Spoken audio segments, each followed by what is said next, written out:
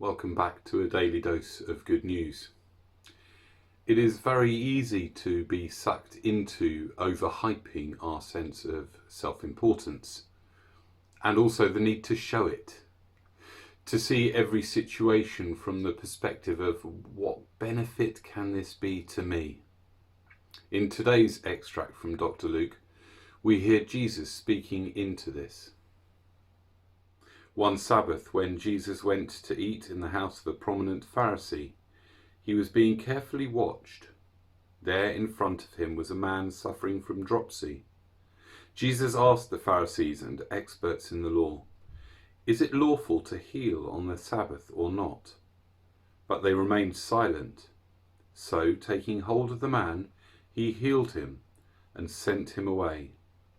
Then he asked them, "If one of you has a son or an ox that falls into a well on the Sabbath day, will you not immediately pull him out?" And they had nothing to say. When he noticed how the guests picked the places of honour at the table, he told them this parable. When someone invites you to a wedding feast, do not take the place of honour, for a person more distinguished than you may have been invited.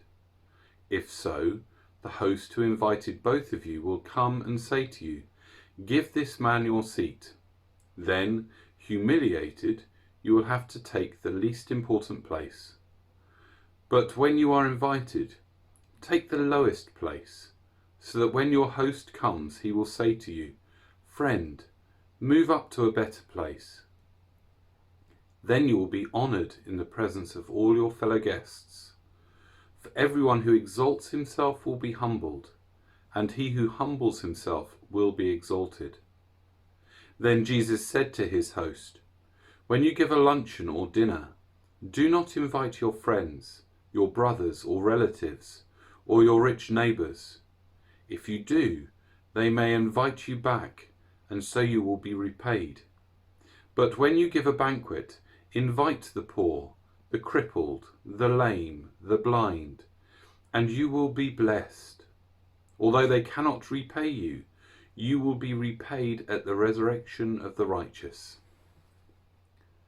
We have talked before about the religious leaders' reluctance to break the letter of the law in order to fulfill the purpose of the law. Then Jesus goes on to challenge them on their need to demonstrate their self-importance. If you walk into a room announcing, "The fun has arrived," only to find out that someone more hilarious than yourself is already there, you will quickly feel embarrassed, self-conscious, and hide away in a corner. How much better it would have been to quietly enter the room, only to have those already there exclaim their delight at your appearance. How self-serving it is when we only do for others what we know they will then do for us in return.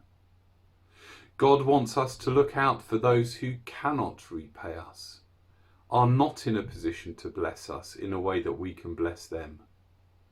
Our heart should be deferring towards others, not with the ulterior motive of what we can then get out of it in return.